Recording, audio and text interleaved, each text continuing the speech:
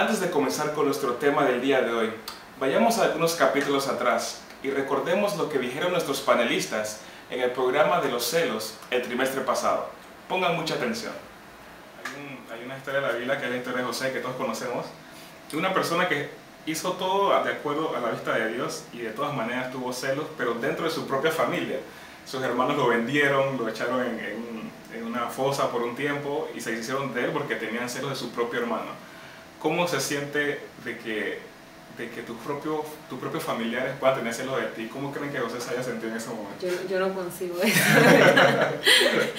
Yo no concibo eso porque estamos hablando de tu propia sangre. O sea, yo, por lo menos personalmente, yo jamás, y mi hermano era de que mira que lambona, pero jamás. El día de que mira. Jamás yo pudiera sentir celos de que si mi papá prefiere a mi hermana, o sea, no, yo siento que no. Aunque vamos a poner que nosotros somos tres hermanos nosotros. A ti te regalaron una fila, a Ali una Guess y la mía ni dice marca. Entonces tú siempre vas a decir que no, pero aunque se ven bien, no, pero ¿por qué las mías no tienen nada? No me queda, y es que las tuyas fueron las últimas que vi, ya no me alcanzaba el dinero, era tu tamaño, me pareció que te iban a gustar. Eso puede dar un malestar. Entonces la gente dice que sí, que tú prefieres a mi hermano, que porque él es más grande. Sin duda alguna, todavía se ven esos casos hoy en día. Pero te pregunto a ti, ¿alguna vez has sido la persona favorita de alguien? ¿O quizás has visto cómo otros se convierten en el favorito? Quizás dentro de tu familia, o de tu lugar de trabajo, o tu lugar de estudio.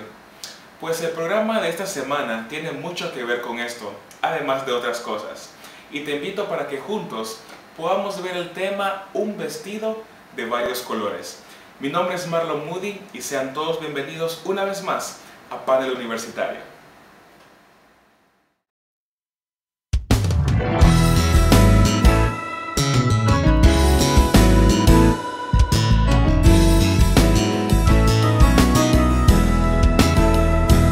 Es el tiempo de crecer, tiempo para compartir y al mundo de Jesús hablar, preparando nuestro ser para su regreso en gloria y a una voz proclamar victoria en el panel universitario.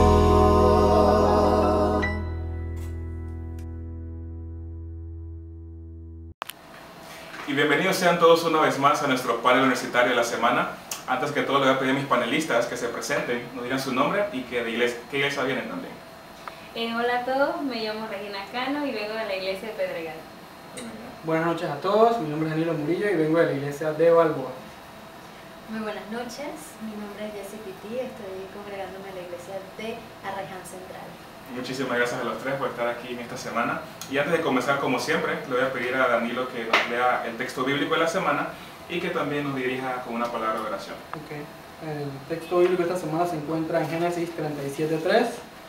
Y amaba Israel a José más que a todos sus hijos, porque lo había tenido en su vejez, y lo hizo una túnica de diversos colores. Amén. Oremos. Amante Padre Celestial que mora en los altos cielos, agradecidos estamos por todas tus bendiciones. Señor, en este momento ruego y suplico que tu Santo Espíritu pueda morar con nosotros, nos pueda dar sabiduría para poder expresar correctamente nuestros pensamientos, poder discutir y compartir esta lección que es tan importante para nuestro crecimiento espiritual, Señor. Te ruego y te suplico que nos ayudes de igual forma a poder ser testimonio de ti en cada lugar donde estemos. En Jesús, amén. Amén. Muchísimas gracias, Danilo. Y el tema de esta semana trata acerca de vestidos con un manto de muchos colores. Sabemos que se trata acerca de la historia de José, pero antes de entrar a ese tema, mi primera pregunta va a ser: ¿qué se siente recibir un regalo? Porque la túnica que recibió José es probablemente un regalo de su padre, pero para nosotros, ¿qué se siente recibir un regalo hoy en día? Bueno, yo pienso que a todos nos emociona tener algo nuevo y principalmente cuando lo vemos sea algo lujoso. Supongo que cuando José vio eso, o sea, debió haber sorprendido bastante. Y pienso que a todos nos gusta tener un regalo. Mira, yo el ejemplo que puedo dar es el de un cumpleaños. Y lo voy a dar por mí porque estuve el cumpleaños hace poquito. Feliz cumpleaños. Gracias. Es un momento en el que uno espera que alguien te dé una sorpresa. Tal vez algo esperado, tal vez algo no esperado, pero es algo que uno anhela. Simplemente el hecho de que sea sorpresa crea en ti como una intriga, algo, una sensación. En el momento que te lo dan, disfrutas arrancando papel o lo que sea y utilizando ese regalo, porque también se espera la intención que se haya dado, con la que se haya entregado. No, realmente recibir un regalo es como, es lo máximo, pues. Pero entonces, como dice ella, es súper chévere cuando es algo así, pues bien llamativo, como por ejemplo lo que estudiamos de la túnica de muchos colores, era algo muy llamativo en aquella época, que la ropa era un poquito más sencilla. Entonces cuando tú recibes algo así que tú no te esperas y que es tan importante, por así decirlo, es como doblemente sorpresivo y doblemente me gusta más, por dar un ejemplo.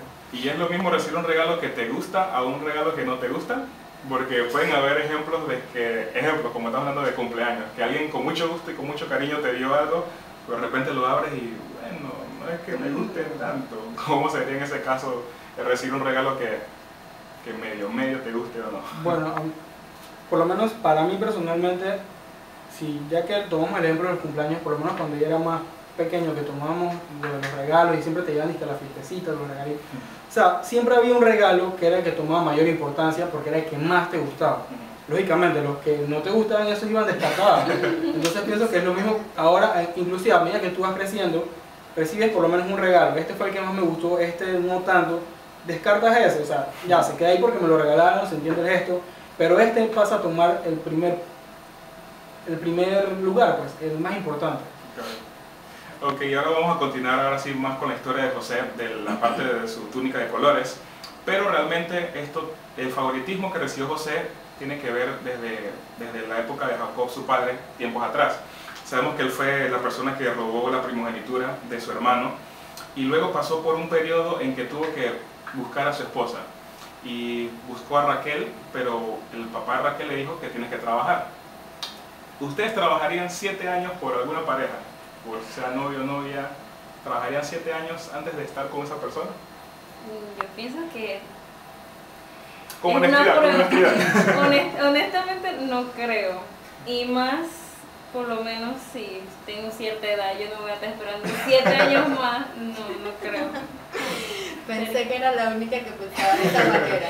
Pero mira, tal vez en estos momentos uno piense que 7 años, y solamente pasan de que 5 meses y uno le lanza unas miraditas a los muchachos y ya uno está de que no me hace caso, bueno, vamos a cada quien por su lado.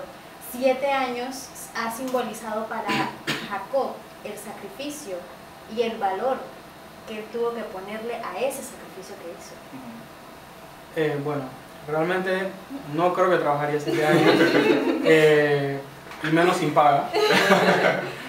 Pero realmente pienso que si lo pasamos a nuestros días, a veces esos 7 años pudiéramos tomarlos como el periodo en que tú puedes dedicar a conocer a la persona. De repente, hoy en día no te van el papá de una muchacha no te dice, bueno, vas a trabajar 7 años en mi empresa como barrendero para que estés con ella. Correcto. Pero de repente eso podemos pasar en nuestra época diciendo, el tiempo que sea necesario, yo sí estaré dispuesto a pasar X cantidad de tiempo conociendo a una persona si pienso que es la persona correcta. Y pienso que en el caso de Jacob era básicamente lo mismo, él estuvo dispuesto a hacerlo porque era la persona a la cual él amaba. Lógicamente, a él lo pusieron a trabajar y todo esto, pero él la amaba y estuvo dispuesto a hacerlo. Y pienso que cuando tú amas a una persona realmente, tú haces cosas que realmente no harías por otra persona. Yo tengo una interrogante. Has mencionado de que en ese tiempo te relacionarías con esa persona y soportarías esos 7 años y todo eso. Pero Jacob podía hablar con Raquel en ese tiempo. Ese es el punto. Él podía verla. Es que por eso, él podía hablar con ella. Es que por eso digo, o sea, por lo menos la pregunta está enfocada hacia nosotros. Si nosotros lo haríamos, yo lo haría. Pero si yo estuviera en la misma, o sea, lo haría con lo que te expliqué ahorita de conocer a la persona y todo. Pero si yo estuviera en la época de Jacob, no me van a pagar. O sea, 7 años y el trabajo no es fácil, porque no es que vas a tener saco y corbata en una oficina, no, vas a estar Trabajan en el campo. Exacto, trabajando en el campo, con los animales, todo esto. Yo y como mencioné ella, o sea, a colmo no vas a ver a la muchacha. Y como todos sabemos, al final lo cumbiaron, entonces... O sea, no, ese punto yo también. Entonces realmente yo no lo haría. En la época de Jacob, de repente ahora sí, a la manera que te lo planteo. Si pudieras hablar y puedas resolver. Exacto, pero como Jacob definitivamente no. Correcto, eso te iba a decir, porque no solamente fueron 7 años él pensando que le iban a dar a Raquel, que era la persona que amaba, pero realmente se dio cuenta, bueno, estos eran 7 años para mi hija mayor. Ahora si quieres a Raquel, son 7 años más, 14. Tú que estás hablando hoy en día, 14 años, ¿también crees que estuvieras o sea, con esa persona? Realmente, ya es porque, o sea, usando lenguaje panameño, me conguiaste. Me diste la que yo no quería. O sea, se entiende por lo que estuvimos en la elección de que lo que Jacob quería hacer iba en contra de las costumbres del lugar donde él se encontraba, porque primero tenía que casarse la mayor. Correcto. Eso se entiende. Pero si yo hice un trato contigo y me conguiaste la primera vez, yo sinceramente hubiera pensado, ¿quién quita que este man no me vaya a conguiar de nuevo? Que al final me pone a trabajar los otros 7 años, trabajo 14 en total y al final le da la muchacha que yo quiero a otra persona. Correcto. Entonces, vuelvo y repito, si no lo haría en el tiempo de Jacob, 7 años, mucho menos 14. Realmente, no lo haría. Y regresando al punto que estabas diciendo de que, bueno, no solamente después de esos 7 años, obviamente le dieron a la mayor que fue Lea, y Jacob tomó a Lea, tomó a Raquel también. Ante los ojos de Dios, en ese tiempo se podía tener varias esposas. ¿Creen que era lo correcto? ¿O creen que realmente no era algo que deberían hacerse en ese momento? No creo que haya sido correcto. Creo que Dios nunca aprobó este estilo de vida, porque podemos ver desde la creación Dios solo puso a una mujer y a un hombre. Sí. O sea que ya ahí estaba contra lo que Dios quería. Dos mujeres y un solo hombre, y sabiendo que la actitud de las personas no es que vas a amar a las dos iguales. Siempre va a haber una que vas a querer más y la otra que no vas a querer. Correcto. Pienso igual que ella, que desde el inicio Dios hubiese dado las pautas, hubiese creado otra mujer para satisfacer los deseos de Adán o para hacerle complemento si es que lo necesitaba. Pero él puso las cosas claras, él solamente hizo una mujer. Así que los demás que se registran en la Biblia que hayan tenido otras mujeres ha sido porque han imitado a los pueblos paganos. Es que pienso que es así por lo que ellos han dicho, porque si en realidad el plan de Dios hubiera sido que tuvieras varias esposas, como dije ella, desde el principio Dios hubiera creado no solamente... Imagínate que Dios hubiera creado a Eva y a María, probablemente. O sea, Eva pecó, probablemente, ella pecó, ya me quedo con María, y de repente no estaríamos en esta situación. Exacto. Pero el plan de Dios no fue ese. Y realmente si nos fijamos, las consecuencias que la mayoría de estos matrimonios que vemos en la Biblia tuvieron que pasar por este tipo de decisiones de que la mujer no podía tener hijos, como fue en el caso de la mamá de José, que ya no podía tener hijos y le entregó a su sirvienta, se le entregó a Jacob. Y así hay muchas historias en la Biblia, entonces podemos ver todas las consecuencias que eso trajo. Entonces realmente pienso que si en realidad hubiera sido el plan de Dios, las consecuencias no se hubieran dado de la manera que se dieron a través de la historia. Correcto. Entonces realmente el plan de Dios pienso que era que solamente que tuviéramos una pareja, una sola esposa. Correcto. Y bueno, en los tiempos de José, Jacob tuvo varios hijos. Entre ellos estaba con Lea, con Raquel y también con las dos siervas, tanto de Lea como de Raquel. Pero él tuvo un favoritismo por José, que fue el hijo que tuvo Raquel, porque realmente fue la persona que trabajó 14 años. Así que realmente cuando pudo tener un hijo siendo estéril, realmente fue la persona favorita. Y fue que le dio un manto de muchos colores. Sus hermanos no le caían bien, por muchas razones. Uno, porque era el favorito. Y dos, porque como decimos en Panamá, siempre andaba sapeando. Siempre le decía a sus padres lo que sus hermanos estaban haciendo. Hoy en día han sentido favoritismo indirecto o directamente, sea como ustedes o han visto a otras personas que han tenido favoritismo. ¿Y cómo se siente estar en esa situación? Bueno, se puede remontar fácil en las clases de la universidad, qué sé yo, en la escuela. Siempre hay alguien que el profesor tiende y dice, ay, tal persona acuérdate no sé qué, tráeme no sé qué, y a veces uno que también puede colaborar, uno se siente como excluido, y pienso que es un sentimiento como triste, por lo menos que sabes que puedes hacer las cosas al igual que esa persona. Y en todos los casos de nuestra vida se repite ese favoritismo, incluso en la iglesia, en todos los lugares. ¿Pensar en la universidad también? Bueno, sí estoy de acuerdo y no estoy de acuerdo, porque a veces también hay que aprender a ver las cosas, por lo menos, no sé Marlon, si tú me ayudas en esto, de que somos hijos pero somos la pareja. Correcto. Tengo un hermano y tú tienes una hermana. A veces se puede sentir que existe el favoritismo entre estos hermanos, pero hay que ir más allá del entendimiento para tener esa capacidad de que el padre ama a todos sus hijos por igual.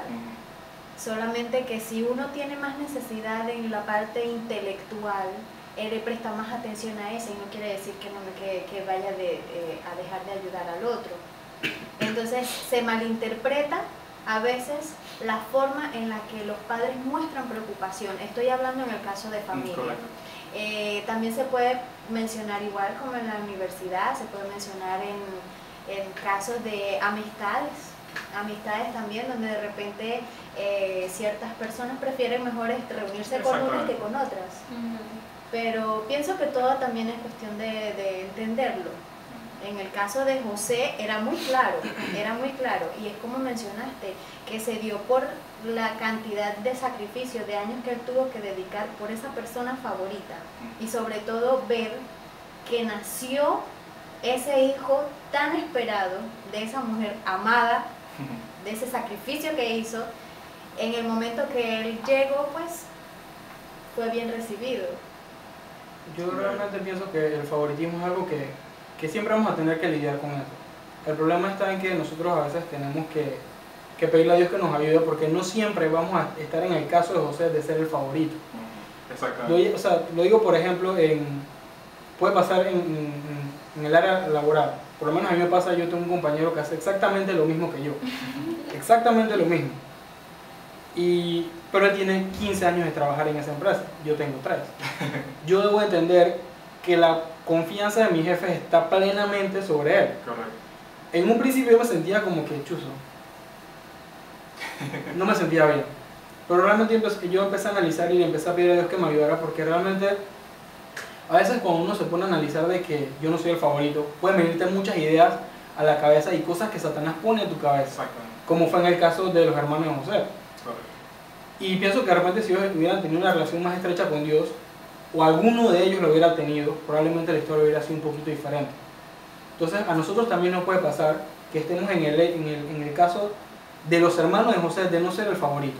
Y tenemos que pedirle a Dios que nos ayude mucho, porque esas son situaciones que, aunque parecen tontas, muchas veces pueden acarrear consecuencias peligrosas por los pensamientos que se pueden generar en nosotros. Correcto. Como seres humanos siempre tendemos a fallar, y Satanás nos pone en la mente cosas para tratar de cambiar realmente lo que el deseo de la persona por haber preferido a otra persona, sea por trabajo, sea por otra universidad, por ejemplo. En el caso de Jacob, él simple y sencillamente él se lo dijo a sus demás hijos: mi favorito es José. Dice la hermana White que realmente fue un error que él haya hecho eso por lo que había causado. ¿Creen que fue correcto que Jacob haya dicho que realmente mi favorito es José y se lo dijo a sus hermanos abiertamente? Quizás eso influyó también en que sus hermanos se comportaran de esa forma. Analizando un poquito esta historia, ahorita acaba de venir a mis pensamientos que él también fue víctima del favoritismo. Correcto. Porque estaba la decisión de su padre entre su hermano Esaú y él. Y esto fue lo que llevó a cometer el pecado de robar la primogenitura. Correcto. Así que, de alguna manera, las cosas que se hacen desde un principio van teniendo sus consecuencias después. Y eso lo tuvo que vivir él entonces con sus otros hijos y con José. Correcto. Ahora que ya toca eso, regresando un momentito atrás, lo que nosotros también podemos aprender en esta historia es que a veces lo que tú haces también se te devuelve. Por ejemplo, él engañó a su hermano y a su padre para quedarse con la primogenitura. Y él supo entonces que se sentía que te engañaran cuando Labán le hizo lo mismo. Él sintió entonces qué se siente ser engañado, supo qué es ser engañado. Entonces pienso que a veces las cosas que nosotros hacemos en el futuro van a tener consecuencias, las consecuencias siempre van a estar ahí, pero la realidad es que a veces las mismas consecuencias te van a llevar a recordar que lo que tú hiciste en el pasado no fue lo correcto. Pensando un poquito también en la pregunta, creo que realmente Jacob, cuando decidió decirle a sus hijos de esa manera que José era su favorito, no sé, yo pienso que como despertó el mal sentimiento, el odio que podían ya tener. Quizás pensaban mal, dije, bueno, quizás mi papá quiere más a José porque es el más chico también, pero imagínense que se lo digan directo, ya no es lo mismo. Entonces quizás el papá influyó mal, fue un mal ejemplo para sus hijos en ese sentido. Y también regresando, cuando José ya fue favorito, tuvo su túnica, él sabía que sus hermanos como que no le caían bien, pero de todas maneras, cuando él tenía sus sueños, por ejemplo, él siempre le decía a sus hermanos, mira lo que soñé, y obviamente era algo que le iba a caer mal, pero José igual regresaba a ellos y igual seguía hablando con ellos, aun cuando sus hermanos lo odiaban, por decirlo así. ¿Por qué José regresaba acá? Suena como masoquista, por decirlo así, que tú vayas a tus hermanos que te caen mal y tú dices, soñé que el cielo y el sol y la luna se inclinaban ante mí. ¿Por qué creen que José igual seguía con sus hermanos y seguía hablándoles y seguía tratando de tener una relación con sus hermanos de esa forma? Me parece a mí que era porque él, a pesar de todo, sentía amor por sus hermanos. Él, si Dios lo utilizó a él de la forma en que lo hizo, pienso que es porque él desde pequeño, su padre le había inculcado lo que era una relación con Dios y él lo puso en práctica, a diferencia de sus hermanos. Pero si algo que también podemos aprender aquí, que no recuerdo si lo leí en un libro de la hermana Elena de White, que ella decía que nosotros como humanos debiéramos tener como único confidente a Dios. Y a veces nosotros pensamos que tenemos amigos, los amigos no está mal tenerlos porque para eso Dios los dejó, pero hay ciertas cosas que nosotros solamente debemos confiar a Dios. Y en el caso de José, probablemente él mismo contribuyó a que sus hermanos lo odiaran contándole ese tipo de sueños, porque probablemente él no lo hacía en un mal plan, simplemente como un comentario más, pero ellos no lo veían de esa manera. Entonces, a veces cuando tú tienes una persona que tú no le caes bien, lo mínimo que tú hagas es causa para que te deteste más. Entonces pienso de que a veces si tenemos este tipo de situaciones, deberíamos tratar de simple y sencillamente ese tipo de comentarios no hacerlos, pues simple y sencillamente dedicarlos a Dios y que Dios sea el que decida. Porque en el caso de él, hasta también se lo comentó al papá. Y yo hubiera sido el papá de José y él me dice algo así, me sonaría ridículo que tú me digas a mí que yo como tu papá me tengo que postrar delante tuyo. Pero los planes de Dios nadie los conoce. Pienso que en él habitaba mucha inocencia también, porque definitivamente con todo lo que los hermanos hacían, la forma en la que se burlaban y todo, y pese a ser el hijo favorito, de recibir una túnica que allí la cartilla menciona fue hecha con las mejores telas de los colores que se le colocaban, eran las personas distinguidas, su personalidad no cambió. Él seguía siendo esta persona inocente, él no albergó en sí ningún tipo de mal sentimiento, como que, yo soy el hijo favorito, ahora ellos tienen que rendirse ante mí, eso me lo está diciendo un sueño. Exacto. Nada de eso, sino que era parte de su inocencia. Y sí, lleva los planes que Dios tenía para él, y eso quiere decir que también la relación que se le enseñó a tener con Dios le ayudó a no tener esos sentimientos tan malos. Correcto. Más adelante José ya tiene su túnica y ya sus hermanos se cansaron. Ya le quitaron la túnica, lo tiraron en un hoyo, más adelante lo vendieron, estuvo en la cárcel, lo acusaron, lo dejaron en la cárcel, se olvidaron de él, pasó por muchas pruebas simplemente por ser un hijo de Dios. Trayendo eso a nuestros días, estamos hablando semanas atrás acerca del manto de justicia que Cristo Jesús nos da. Pongamos el ejemplo cuando decidimos ya ser hijos de Dios. A veces pensamos que ahora las cosas nos van a salir bien porque ya Dios está con nosotros y todo va a salir chévere. Realmente, por ser hijo de Dios, vas a pasar por muchas pruebas. ¿Cómo creen ahora que debemos enfrentar nosotros esos problemas cuando nos damos cuenta que pertenecemos a la familia de Dios? Bueno, debemos enfrentarlo con mucha paciencia, con oración, fe principalmente, porque sabemos que todo lo que hace Dios es bueno para nosotros. Amén. Y bueno, tratar de seguir luchando con las demás cosas que a veces... No, a mí me parece que es así, pues con mucha oración, con mucha fe y confianza en Dios. Porque, a ver, como tú dices, a veces nosotros pensamos, ya me entregué a Dios, ahora es que todo va a ser chévere. Y es cuando en realidad a veces las cosas se ponen un poquito más difíciles, porque empiezan a venir las pruebas, la gente que tú de repente considerabas tus amigos, ahora por tus creencias te apartan, porque suele pasar. Y muchas cosas empiezan a cambiar en tu vida. Pero gracias a Dios lo único que no cambia es el amor de Él hacia nosotros. Y como dice ella, uno debe recordar que todas las dificultades, todas las pruebas que tenemos que pasar, Dios las está utilizando por una simple razón. Él permite que nos pasen por la razón de que Él quiere que crezcamos, que maduremos, porque Él sabe que al pasar de eso es lo que va a moldear nuestro carácter para que seamos más semejantes a Jesús.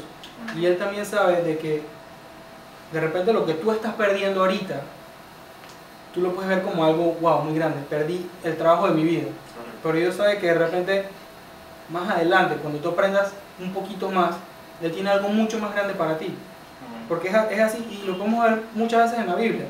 Personas que dejaron cosas por serle fiel a Dios o por tratar de hacer las cosas bien y perdieron mucho. Y al final recuperaron el doble de lo que poseían en un principio. Entonces Dios es así de justo con nosotros, Dios es así de amoroso con nosotros. Cuando Dios te quita algo es porque te quiere dar algo mejor. Amén. Había un punto interesante de la cartilla que se encuentra en Mateo 5:44. Mateo 5:44 dice: pero yo os digo, amad a vuestros enemigos, bendecid a los que os maldicen, haced bien a los que os aborrecen y orad por los que os maltratan y persiguen. 45 dice: para que seáis hijos de vuestro Padre Celestial, que envía su sol sobre malos y buenos, y manda la lluvia sobre justos e injustos. Hoy en día es demasiado difícil, para no decir imposible, porque todo se puede con Cristo, amar a nuestros enemigos. Y bueno, más adelante cuando José fue el segundo más grande en todo Egipto, pudo usar eso de que sus hermanos estaban ahí, y él igual, al principio pasó por algunas pruebas, pero tuvo amor por su familia y lo trajo de vuelta a esa patria. Pero hoy en día, ¿cuán fácil o cuán difícil es amar a nuestros enemigos? ¿Es algo que se puede hacer? ¿Es algo que mejor evitamos? ¿O cómo procedemos? Muchas personas dicen que si otra persona le causa un daño, le causa algo malo, la persona dice que yo lo perdono, pero no olvido. Eso no es perdonar. Correcto. En realidad no es fácil, porque siempre guardamos ese tipo de resentimientos y esas cosas, y muchas veces también hasta decimos de que yo lo perdono, pero cuando vemos que esa persona tiene algún dolor o alguna situación similar a la que nos pasó a nosotros de que bien hecho. Eso te pasa. Exacto, porque me la hiciste. Pero no debería ser el sentir, no debería ser esa forma. Debemos tener mucha oración, mucha comunión con Dios y estudiar mucho la Biblia, sobre todo, para que Dios habite en nuestro corazón y nos quite todos esos sentimientos. Es que es así, porque en realidad fácil no es. Porque siempre te vas a encontrar personas en tu casa, en la iglesia, en tu trabajo, en la universidad, que siempre como quieren hacerte quedar mal o meterte una zancadilla, por así decirlo, para que tú como que caigas, pues. Pero entonces a veces tú ves, él me la hizo, ahora yo tengo la oportunidad de hacérselo, o de repente viene otra persona que no tiene nada que ver con la historia y hace algo y hace que esta persona que te hacía la vida imposible a ti, ahora también la pase mal. Entonces es como dice, y ahí es donde uno se alegra, me siento bien, pero no es lo correcto, porque Dios no quiere eso de nosotros, Jesús no quiere eso de nosotros.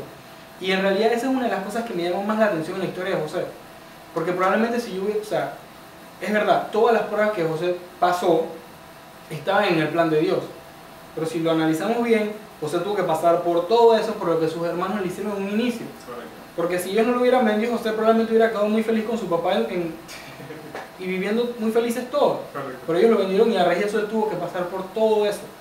Entonces, si a mí me hubiera tocado tenerlos ahí de frente, ahora en mi tierra, ya yo no soy cualquiera, ya no soy el hermanito, ahora yo soy el segundo después del faraón. Y hay libros escritos de la hermana Elena de White que dicen que sí, él era el segundo después del faraón, pero el que tomaba las decisiones en Egipto era José. El faraón era como, yo soy el faraón, pero tú encargas.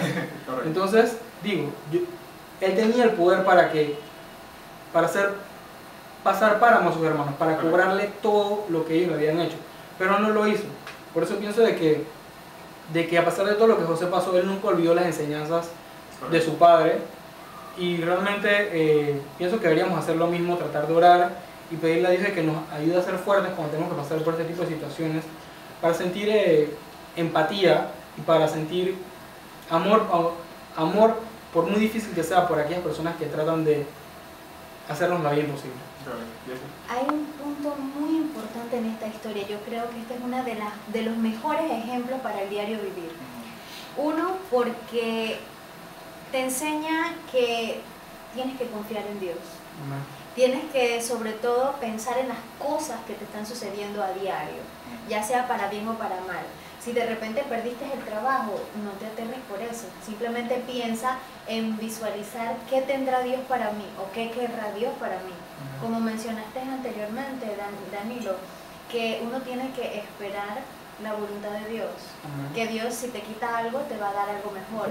Pero vemos cómo José pasó tantas cosas. A mí mi familia, créeme, me destierra de esa manera, como lo hicieron con él. Ya yo me voy a poner a llorar y tal vez hasta me voy a hundir en el, quién sabe, no, me voy a perder, no sé qué vaya a hacer de mí, porque no sé qué reacciones tendría.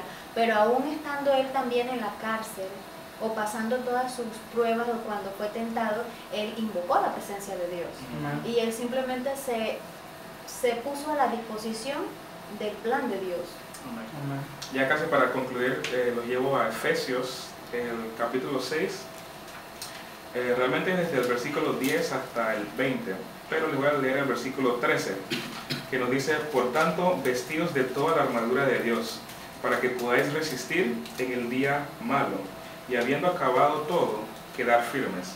Cuando Dios nos da ese manto de justicia, ese manto de seguridad para seguir adelante, enfrentar los desafíos, no solamente es para que lo retengamos, sino que también nos ayuda a poder enfrentar lo que viene más adelante.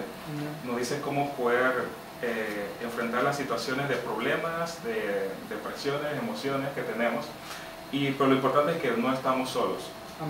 Cómo podemos compartir también nuestras creencias con otras personas y decir: lo que yo tengo también te lo quiero dar para compartirlo. ¿Cómo lo podemos hacer también? La vestidura que el Señor nos regala. Correcto. Bueno, pienso que principalmente debemos ser ejemplo en todos los lugares que estemos. Por lo menos aquí vemos las acciones que tomó José y se ve mucho la paciencia de él, que por lo menos nosotros en nuestro diario vivir, si nos pasa tal cosa, podamos reaccionar de una manera que nuestras personas alrededor digan: mira, esa joven, yo en su caso, yo hubiera hecho y le hubiera dicho que muchas cosas hubieran pasado.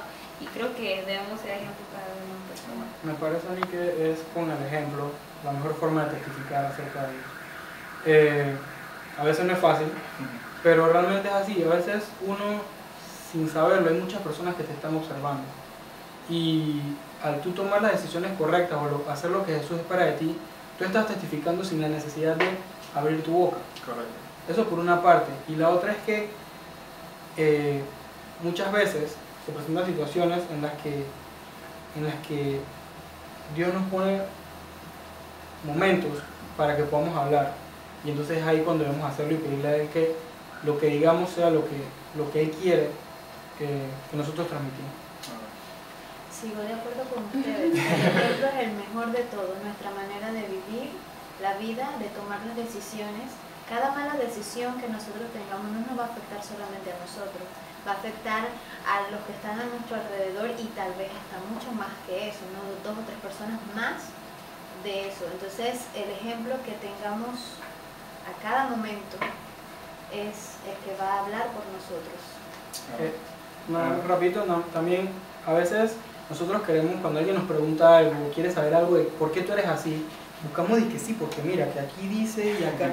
Pero a veces es mucho más sencillo y más fácil para una persona que no conoce esto, comprender el amor de Dios cuando tú le dices a esa persona lo que Dios ha hecho por ti. Esa es pienso que es una de las maneras más efectivas, diciéndole, bueno, Dios hizo esto y esto y esto por mí, porque todos tenemos historias en las que Dios nos ayuda, ya sea en exámenes, mi familia, todos. Entonces pienso que esa es una de las formas más, todo eso, entonces pienso que esa es una de las maneras más sencillas de mostrarle a una persona que aún en esos problemas que parecen tontos, correcto, Dios está presente. Sin duda alguna este ha sido un programa que es para compartir con otras personas, y realmente cuando Dios te pone en una situación es porque más adelante te quiere dar una gran bendición. Amén. Y les quiero agradecer a todos ustedes por estar aquí en este programa y también invitándolos para que puedan regresar en un futuro. Que Dios los bendiga. Si hay algo que es cierto, es que para Cristo Jesús no hay favoritos. Él te ama a ti y a mí de igual manera. Él vino a este mundo para morir en la cruz del Calvario por el simple hecho que te ama. No importa cuán malo o cuán bueno puedes llegar a ser, Él sabe lo valioso y especial que eres. Por ende, siempre recuerda que eres hijo del Rey de Reyes y Señor de Señores. Y recuerda que cuando aceptas su manto de justicia, va a haber dificultades, va a haber bastantes pruebas, pero ten la certeza que no estarás solo. Simplemente mantente firme en el Señor y más adelante podrás ver la victoria y te darás cuenta que todo tuvo un propósito. Muchas gracias por haber participado en este panel universitario y te espero la próxima semana con otro programa más. Dios te bendiga y que tengas un feliz sábado.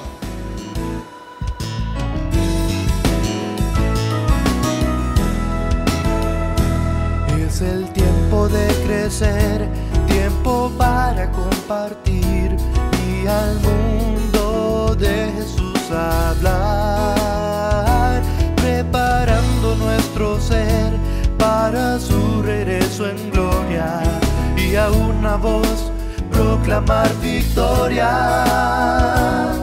en el panel universitario.